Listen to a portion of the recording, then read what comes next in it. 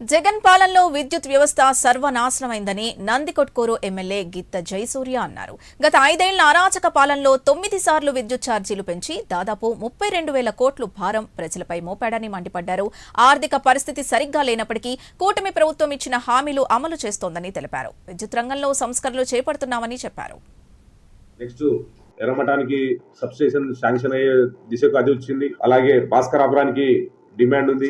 ఈ విధంగా విద్యుత్ కోతలు ఎక్కడైనా కానీ మన నియోజకవర్గంలో కానీ రాష్ట్రంలో కానీ ఎక్కడైనా సరే విద్యుత్ కోతలు లేకుండా 24 గంటలు నాణ్యమైనటువంటి విద్యుత్ అందించాలనేదే ఈ కూటమి ప్రభుత్వం యొక్క ముఖ్య ఉద్దేశం. గౌరవ ముఖ్యమంత్రి గారు ఆ దిశగానే ఈ రాష్ట్రంలో పనిచేస్తున్నారని చెప్పేసి కూడా ఈరోజు మేము తెలియజేస్తున్నాం.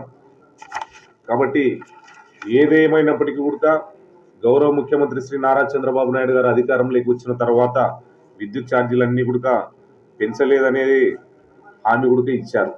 కాబట్టి ఇటువంటి విద్యుత్ రంగాన్ని మిగులుబాటు ఒకటే మనం గమనించుకోవాల్సింది. 2014 నుంచి 19 వరకు మిగులు విద్యుత్ ఉన్నటువంటి దాన్ని ఆయన తెలిసి తెలియనటువంటి పరిపాలన వల్ల ఆనాడు మనకు రైతు ఎలక్ట్రిసిటీ పైన కూడా కష్టాలు జరిగాయని చెప్పేసి కూడా ఈరోజు తెలియజేస్తున్నాం.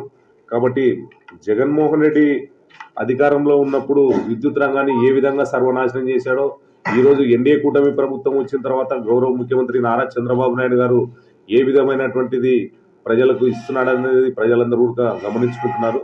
కాబట్టి ఇటువంటి వైఎస్ఆర్ కాంగ్రెస్ పార్టీ నాయకులు పరిపాలన చేతగాక ప్రజలపైన భారాన్ని మోపి ఈరోజు ఏదో మేము నీతివంతమైన పాలన అందించాము గత 5 సంవత్సరాలు అని చెప్పేసి వాళ్ళు ప్రగల్భాలు పలుకుతున్నారు. వాళ్ళ ప్రగల్భాలకు రాష్ట్ర ప్రజానీకం అంతా కూడా ఏ విధమైనటువంటి తీర్పు ఇచ్చారో కూడా మనం అంతా రాష్ట్ర ప్రజలందరికీ కూడా తెలుసు.